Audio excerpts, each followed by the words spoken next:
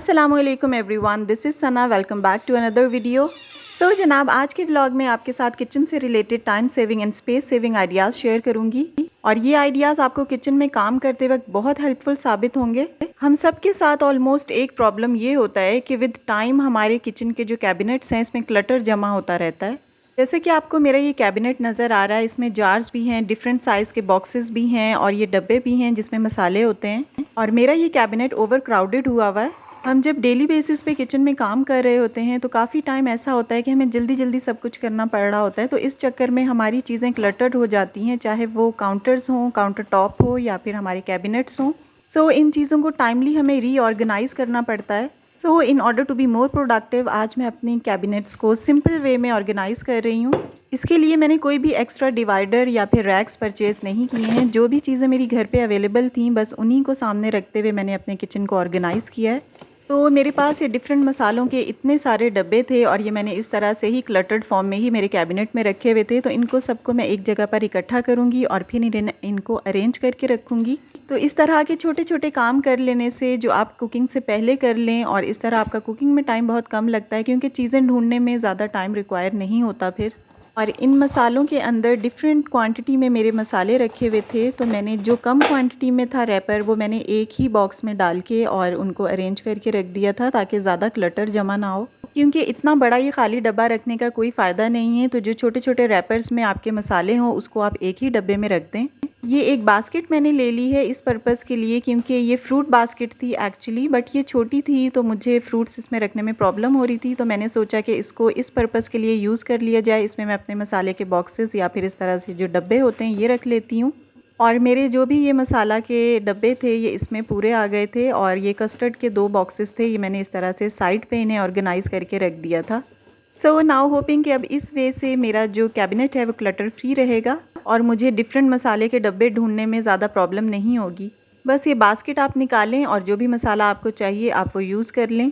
और इस बास्केट को एज इट इज़ उठाकर मैंने कैबिनेट में रख दिया था, क्योंकि काउंटर पे तो ये चीज़ें बिल्कुल नहीं रखी जा सकती, इनकी जगह स्पेस बिल्कुल नहीं होती है। सो जनाब, यहाँ पर एक कैबिनेट तो मेरा ऑर्गेनाइज हो गया था। Now moving to the next cabinet. और ये भी वैसा ही क्लटर्ड है जैसा कि पहले वाला कैबिनेट था। आप देख सकते हैं इसमें मैंने चीनी का और नमक का डब्बा रखा हुआ है, क्योंकि ये दोनों बॉक्सेस कंपैरेटिवली ज़्यादा यूज़ होते हैं, तो मैंने उस कैबिनेट में रखा है जहाँ पर इनका एक्सेस आसान हो। और यहाँ पर मेरी वो प्लेट्स हैं जो यूजुअली यूज़ में बहुत कम आती हैं, तो इनको मैंने ऊपर वाले कैबिनेट में रखा हुआ था। और नीचे वाले कैबिनेट में वो चीज़ें हैं जो डेली बेसिस पे बहुत ज़्यादा यूज़ की जाती हैं। और इस कैबिनेट को भी मैं पहले बिल्कुल स्पेस फ्री करूँगी, खाली कर दूँगी, उसको साफ़ करूँगी और उसके बाद इनको रीअरेंज करेंगे। जिस दिन काम कम होता है लाइक कुकिंग या और कोई काम हमारे पास कम होता है, तो उन दिनों में आप ये वाला काम कर लें। इससे आपका किचन भी वेल ऑर्गेनाइज्ड रहेगा। आफ्टर अ मंथ और half you can do it.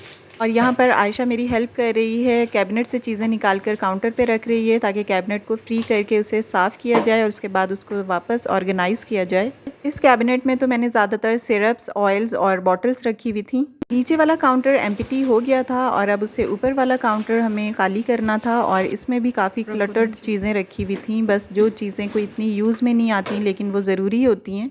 और यहाँ पर आप देख सकते हैं कि कितना क्लटर है जो इन सिर्फ 2 कैबिनेट्स में से निकला है। और अब इसको मैं रीऑर्गेनाइज़ करूँगी और अच्छे तरीके से स्पेस सेविंग आइडियाज़ यूज़ करते हुए हम इसे और अरेंज करेंगे। और यहाँ पर एक कैबिनेट के दोनों पोर्शंस खाली हो गए थे और इनको डस्टिंग करने के बाद मैंने गीले कपड़े से अच्छे से साफ़ किया था, क्योंकि ये भी ग्रीसी हुए हुए थे। और इनकी क्लीनिंग किए हुए भी मुझे बहुत टाइम हो गया था, मुझे 2 से 3 महीने हो गए हैं इन कैबिनेट्स को साफ़ किए हुए। आज मेरे पास एज सच कुकिंग का कोई काम नहीं था, क्योंकि कुकिंग मैंने रात को कर ली थी, तो मेरे पास थोड़ा सा टाइम था। मैंने सोचा कि इसे यूटिलाइज़ करते हुए मैं अपने किचन को थोड़ा सा क्लीन कर लेती हूँ। एक और बास्केट छोटी सी मेरे पास एक्स्ट्रा रखी हुई थी, तो इसमें मैंने सिरप्स रख दिए थे बच्चों के। और बाकी जो भी बॉटल्स और जार्स थे उनको मैंने एज इट इज़ रखा है, क्योंकि मेरे पास कोई भी काइंड ऑफ डिवाइडर या फिर कोई ऐसा रैक नहीं था जिसको मैं इस तरह से अरेंज करके रख सकती। तो बस मैंने सिंपल वे में ही स्पेस जितनी मेरे पास थी मैंने उसे यूटिलाइज़ किया है और चीज़ों को अपने वे में अरेंज करके रख दिया है। जब आप चीज़ों को टाइमली अरेंज करते रहते हैं और अपने कैबिनेट्स को क्लटर फ्री करते रहते हैं तो आपका छोटा किचन भी वेल ऑर्गेनाइज्ड लगता है। कोई आपको लंबे चौड़े खर्चे करने की ज़रूरत नहीं होती। चीज़ों को या जार्स को आप पाइलअप करने की बजाय इस तरह से सिंगल फॉर्म में रखें तो आपको ढूंढने में और निकालने में काफ़ी आसानी रहेगी। And try to put certain number of jars in single cabinet ताकि ये ओवर क्राउडेड ना लगे। और अब मेरी ये ऊपर वाले कैबिनेट में काफ़ी स्पेस बन चुकी थी और मैं जो चीज़ें नहीं यूज़ करती हूँ डेली बेसिस पे वो मैंने इस कैबिनेट में रख दी थी। लाइक ये आपको ट्रेस नज़र आ रही थी और प्लेट्स नज़र आ रही हैं। ऊपर वाले कैबिनेट में क्योंकि स्पेस नज़र आ रही थी तो मैंने इसमें चीनी का जार रख दिया था और नमक का जार। ये दोनों एयर टाइट कंटेनर हैं, क्योंकि इन दोनों चीज़ों को अगर एयर टाइट जार्स में ना रखें तो ये सिल से जाते हैं और नमी सी आ जाती है इनमें। तो इस तरह से मैंने इन दोनों जार्स को ऊपर वाली कैबिनेट में प्लेस कर दिया है। यहाँ पर एक्सेस भी बहुत इजी है और चीज़ें बहुत ज़्यादा अरेंज भी लग रही हैं। तो यहाँ पर मेरा सेकंड वाला कैबिनेट भी ऑर्गेनाइज हो गया है विद ज़ीरो कॉस्ट। और इन कैबिनेट्स के जो हैंडल्स हैं इन पे आप नैपकिन्स भी हैंग कर सकते हैं, क्योंकि इस तरह से आपको कोई किसी किस्म का हैंगर परचेज़ नहीं करना पड़ेगा। बस आप कैबिनेट के जो हैंडल्स हैं इनमें इस तरह से नैपकिन्स को हैंग कर सकते हैं। And if you have a number of napkins तो आप इस तरह से हुक्स आते हैं, ये आप ले सकते हैं और इनको टाइल्स पे बासानी आप अटैच कर सकते हैं। बहुत स्टिकी होते हैं और बिल्कुल नहीं उतरते। और जो भी आपके लाइट वेट नैपकिन्स हैं वो आप इस तरह से इसमें हैंग कर सकते हैं।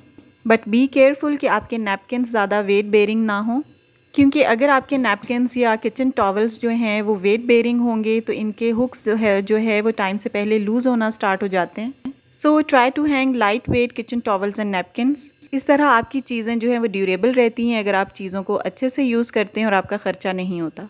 मैंने अपने कुछ नैपकिन्स और किचन टॉवल्स इस तरह से हुक्स में हैंग किए हुए हैं और बाकी जो रोटियों के रुमाल वगैरह हैं वो मैंने किचन के कैबिनेट्स के जो हैंडल्स हैं उनमें हैंग किए हुए हैं। और ये भी एक स्पेस सेविंग वे है कि आपको महंगे महंगे हैंगर्स जो होते हैं वो परचेज़ नहीं करने पड़ते हैं। सो जनाब यहाँ पर किचन के जो कैबिनेट्स थे वो मेरे ऑर्गेनाइज हो गए थे और यहाँ पर मैं आटा लेकर आई थी, उसको मैं एक बड़े कंटेनर में डाल रही हूँ। इस तरह से एक बड़ा कंटेनर ले लें अकॉर्डिंग टू योर नीड, जो भी आपके फैमिली के हिसाब से इसका साइज़ आप ले सकते हैं। और मेरा यहाँ पर 5 kg का है ये और ये मेरे लिए काफ़ी रहता है। और 5 kg का फ़ायदा ये होता है कि इसकी हैंडलिंग आसान होती है। आराम से कैबिनेट में रख के मैं इसमें आटा भर लेती हूँ और जब खाली होता है तो इसे वॉश भी किचन के सिंक पे ही हो जाता है। ये 10 kg का कंटेनर है बट आटा इसमें मैं 5 kg ही डालती हूँ ताकि इसकी हैंडलिंग मुझे आसान लगे। इसे वॉश करना और रीफ़िल करना भी आसान होता है और किचन भी आपका ऑर्गेनाइज्ड रहता है। और ये है वो क्लटर जो मेरे किचन से वेस्ट के तौर पे निकला है। सिरप्स थे जो एक्सपायर थे और कुछ और बॉक्सेस वगैरह थे, कुछ जार्स थे, बॉटल्स थी और इन तमाम चीज़ों ने बिला वजह किचन में डेरा जमाया हुआ था। तो थोड़ा सा टाइम निकाल के आप चीज़ों को देखें कि जो भी एक्सपायर होने वाली हैं या एक्स्ट्रा चीज़ें रखी हुई हैं उनको आप किचन से टाइमली निकालते रहें और किचन आपका ऑर्गेनाइज रहेगा। तो ये छोटी छोटी सी चीज़ें होती हैं जिनको हमने अपने टाइम के मुताबिक करना होता है। जिस दिन आपको काम घर का कम लगे तो आप किचन की तरफ आ जाएं और इन छोटे छोटे कामों को करें। अपने किचन को एक कैबिनेट डेली का आप ऑर्गेनाइज कर सकते हैं। अगर आप एक साथ किचन का काम नहीं कर सकते तो आप एक एक कैबिनेट एक दिन में कर सकते हैं। इस तरह बहुत आसानी रहती है। एक दिन आप ऊपर वाले 2 कैबिनेट कर लें, सेकंड डे आप नीचे वाले 2 कैबिनेट कर लें, थर्ड डे आप चूल्हा साफ़ कर लें, फोर्थ डे आप जो रैक है बर्तनों वाला उसको साफ़ कर लें। तो इस तरह आपका किचन जो है वो वेल ऑर्गेनाइज रहेगा और बहुत अच्छे से क्लीन रहेगा। मेरी वीडियो देखने से अगर आपको मोटिवेशन मिल रही है और आपका भी दिल कर रहा है कि मैं भी अपने किचन को इसी तरह साफ़ करूं, ऑर्गेनाइज करूं, तो वीडियो को लाइक तो ज़रूर बनता है। अगर आप मुझसे कुछ सीख रहे हैं स्पेशली इन दिस वीडियो तो आप ज़रूर वीडियो को लाइक करें, कमेंट करें और मुझे कोई अपने सजेशंस हैं तो वो भी कमेंट बॉक्स में ज़रूर बताया करें। जी, तो यहाँ पर मेरी कैबिनेट्स सारी साफ़ हो गई थी और काउंटर को मैं क्लीन कर रही हूँ। काउंटर पे भी कुछ क्लटर है लेकिन वो अब मेरी हिम्मत नहीं है कि मैं कर सकूँ, तो इसको मैं नेक्स्ट डे पे छोड़ूंगी और आप लोगों के साथ इंशाल्लाह ज़रूर शेयर करूँगी। किचन क्लीनिंग के बाद कुछ बर्तन थे जो वॉश करने वाले थे, तो मैंने बर्तनों को वॉश किया और उसके बाद मैंने किचन का जो फ्लोर है वो भी डर्टी हुआ था, क्योंकि इतना काम करने के बाद फ्लोर भी गंदा हो जाता है, ग्रीसी हो जाता है, तो उसको मैंने वॉश किया। फ्लोर को बस सिंपल मैंने पानी फेंक के 1-2 मग पानी के फेंके और उसको वाइपर से वाइप आउट कर दिया था ड्रेनेज की तरफ। इससे ये होता है कि झाड़ू नहीं लगाना पड़ता और अलग से पोछा नहीं लगाना पड़ता। बस आप पानी के 2-3 मग फ्लोर पे फेंकें और उसे वाइप आउट कर दें, इससे किचन काफ़ी क्लीन हो जाता है। और यहाँ पर कुछ बर्तन थे जो मैं आफ्टर वॉशिंग रैक में प्लेस कर रही हूँ। सो यहाँ पर किचन मेरा साफ़ हो गया था। कैबिनेट्स को मैंने अरेंज कर दिया था, काउंटर टॉप को साफ़ कर दिया था, फ्लोर को भी साफ़ कर दिया था and this is the final look of my clean kitchen. और सब कामों से फ्री होने के बाद यहाँ पर मैं बच्चों की जो बॉटल्स हैं पानी की, इनमें ठंडा पानी डाल के रख रही हूँ और ठंडा पानी डालकर मैं इसे फ्रिज में रख दूँगी ताकि सुबह बहुत अफरा तफरी होती है, सुबह मुझे इनमें पानी रिफ़िल ना करना पड़े। और समर्स हैं तो स्टील की बॉटल्स हैं, इनमें काफ़ी देर तक पानी ठंडा रहता है। रात का टाइम है लेकिन पानी मैंने इनमें अभी से फिल करके फ्रिज में रख दिया है ताकि सुबह कोई अफरा तफरी का सामना ना करना पड़े। और यहाँ पर बच्चों के लंच बॉक्सेस थे जो मैंने अभी वॉश करके रखे हैं। किचन की सफाई करते हुए मुझे बिल्कुल जहन में नहीं था कि इनके लंच बॉक्सेस इनके बैग में ही रखे हुए हैं। तो अभी हानी ने मुझे ला कर दिया कि मम्मा हमारे लंच बॉक्सेस वॉश कर दें, तो इनको मैंने इस वक्त वॉश किया है। So this is all about my today's kitchen cleaning vlog. Hope आपने आज की वीडियो से कुछ ज़रूर मोटिवेशन हासिल की होगी और वीडियो आपको अच्छी लगी हो तो ज़रूर लाइक कीजिएगा, कमेंट्स कीजिएगा। इंशाल्लाह आपसे मिलूंगी नेक्स्ट वीडियो में। अपना ख्याल रखिएगा। अल्लाह हाफिज़ और टेक केयर।